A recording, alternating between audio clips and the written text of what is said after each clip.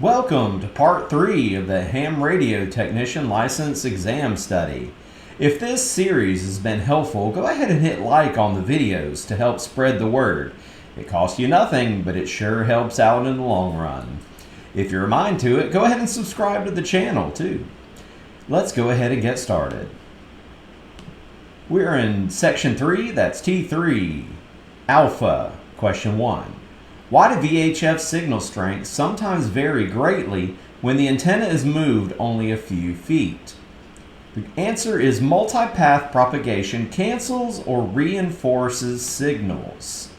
And if we take a look, you can see that there's a couple of buildings here with a transmitter and a receiver. And as the signals bounce off the buildings, plus the one in the middle that's line of sight, they arrive at different times.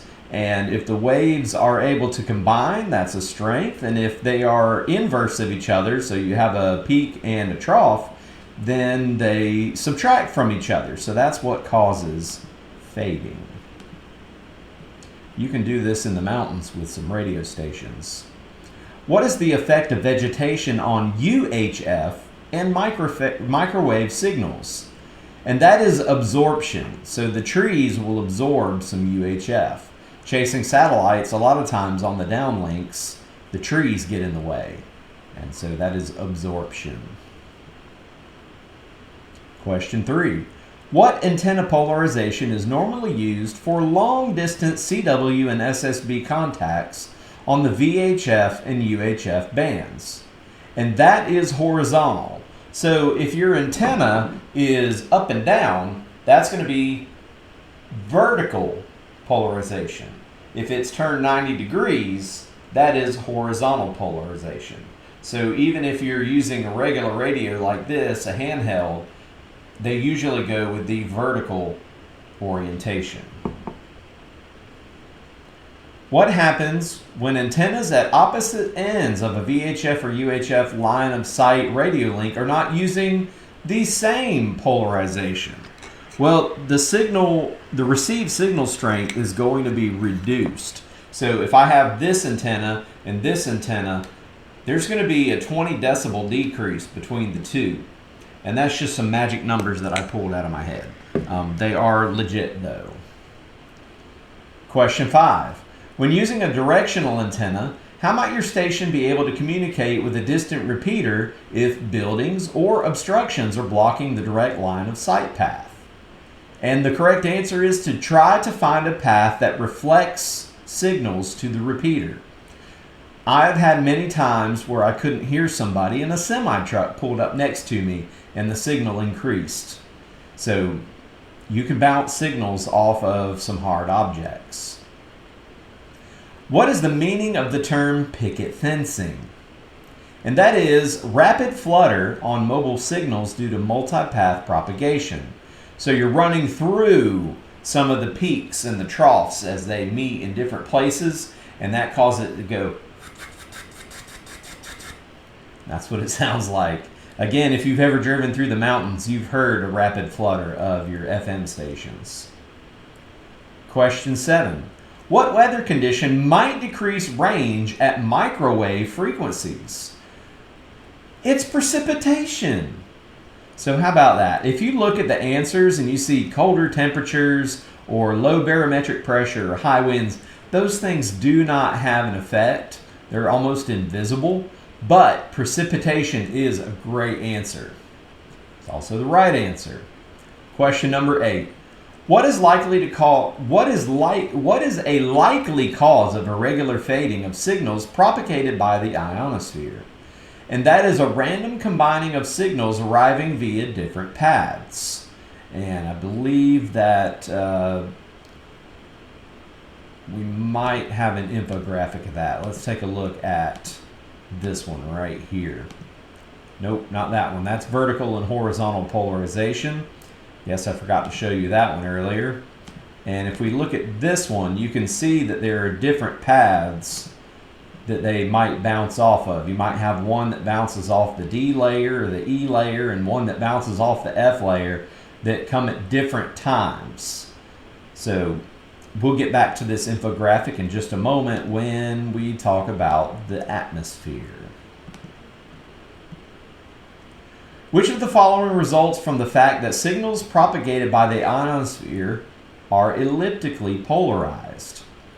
Either vertically or horizontally polarized antennas may be used for transmission or reception.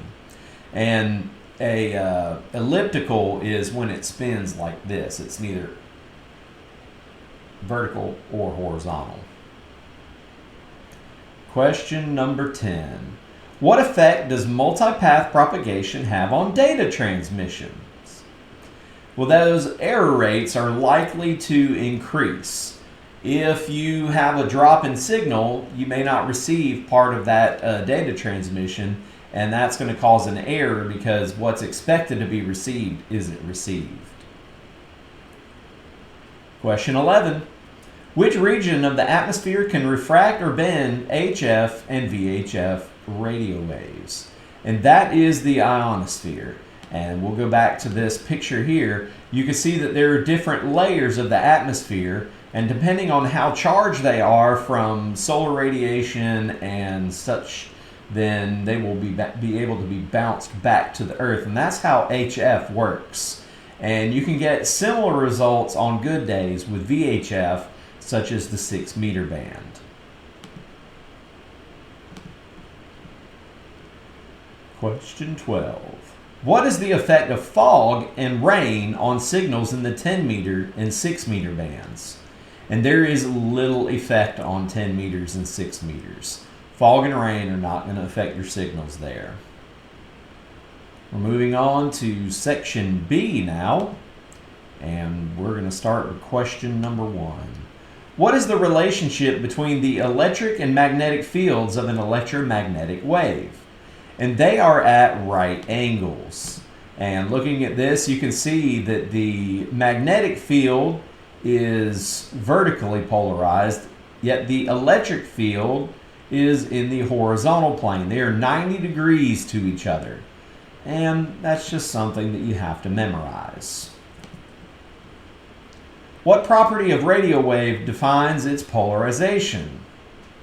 And that is the orientation of the electric field. And we just showed you that picture right there, and we'll show you again.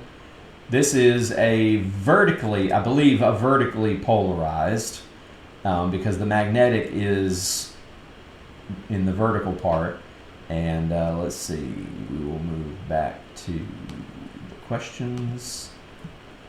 What are the two components of a radio wave? Well, we just talked about that twice. That's the electric and magnetic fields. So when you're playing radio and you're transmitting, you're using the electromagnetic spectrum. Question 4. What is the velocity of a radio wave traveling through free space? That's the speed of light. So transmissions go the speed of light. And on Earth, we don't really sense much of a difference in the time from transmit to the person that receives it. But if you're doing stuff that's into outer space, yes, it could take some time. That's a rabbit hole you might want to fall down later when you talk about some of those satellites that are way out there. How long, or even to Mars, how long does that transmission take before it actually gets there? And then how long do you have to wait to receive it back? And even Earth, Moon, Earth has a little bit of timing. It's a couple of seconds. What is the relationship between wavelength and frequency? Wavelength gets shorter as the frequency increases. I do have a picture of this to kind of show you. You have the top one, which has a long wavelength. You can see that there's not as many peaks for the low frequency. You look at the next one, it has a shorter wavelength, and so the frequency increases because you have more peaks in the same amount of time. What is the formula for converting frequency to approximate wavelength in meters? Wavelength in meters equals 300 divided by frequency in megahertz. Now that 300 is the speed of light in millions of meters per second. So it's actually 299,762, I think, million. So we just round it up to make the math easier on your calculator. And we'll take a look at this picture and let you see. I did some math just to show you using the 2 meter and 70 centimeter band. 2 meters works out pretty nice. It's 2.05 meters. And that little squiggles over there is lambda. That's the symbol for wavelength. And then we have 300 divided by 440 megahertz gives us about 0.68 meters. If you move the decimal place twice, that'll take you to centimeters, and that's right at 70 centimeters. So you could try this with any of the bands. Try it with 80 meters, 40 meters, 6 meters, and see what you get. In addition to frequency, which of the following is used to identify amateur radio bands? And that is the approximate wavelength in meters. And most of the time, we say 40 meters, 20 meters, 15 meters, 12 meters, 6 meters, 2 meters, 70 centimeters. That one's a weird one because they're so close together that we have to go to centimeters. And that is the approximate wavelength in meters is the answer. What frequency range is referred to as VHF? And that is 30 megahertz to 300 megahertz. That's why 50 megahertz or 6 meters falls into the VHF range. And you can see that I found a nice little chart here that shows that you have very low frequency, medium frequency, high frequency, and HF really isn't all that high frequency if you compare it to super high frequency. But there it is, VHF, UHF. Alrighty, so you can check that out. You can Google search if you want to learn more about the different ones that there are. What frequency range is referred to as UHF? So VHF was 30 to 300. Now we have 300 to 3000 megahertz or 3 gigahertz, but it's 3000 megahertz is UHF, ultra high frequency. What frequency range is referred to as HF or high frequency? And that is 3 to 30 megahertz. That's where a lot of activity happens. Question 11. What is the approximate velocity of a radio wave in free space? And that is 300 million meters per second. If you want the actual number, it's 299,700 and some change. But for rounding purposes, it'll get you really, really close. Moving on to section C. Why are simplex UHF signals rarely heard beyond their radio horizon? And that is because UHF signals are usually not propagated by the ionosphere. You'd have to have some kind of freak of nature to be able to get a UHF signals to be bent by the atmosphere. What is a characteristic of HF communication compared with communication on VHF and higher frequencies? That is, long-distance ionospheric propagation is far more common on HF. Question 3. What is a characteristic of VHF signals received via auroral backscatter? And they are distorted and signal strength varies considerably. Well, the aurora is not just sitting still, so it's moving. But you can bounce signals off of an aurora and bring them back to Earth. Go watch the movie, I think it's called Frequency. T3CO4. Which of the following types of propagation is most commonly associated with occasional strong signals on the 10, 6, and 2 meter bands from beyond the radio horizon? These are called sporadic E.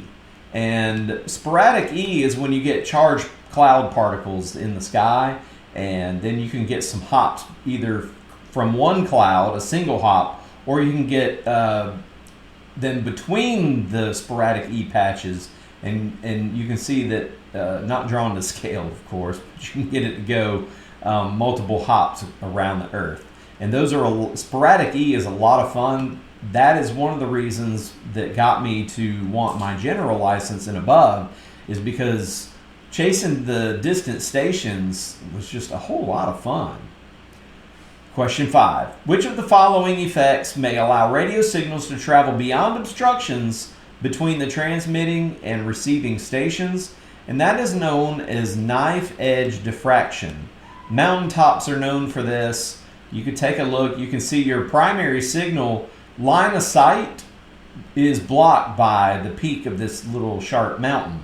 But as the signal is knocking at the top of this thing, it goes pew, and then one of the refractions goes back to the receiver.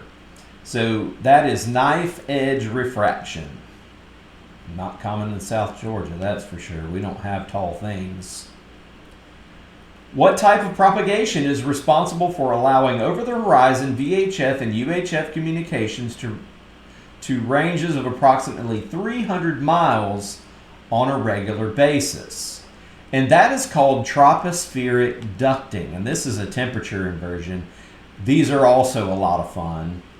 And you can see that there are two ducts, one formed by cool air below warm air, and then a duct formed by cool air trapped between two layers of warm air, and you can get those signals to refract in between them, kind of like a laser almost, and you can get some further distance than just line of sight.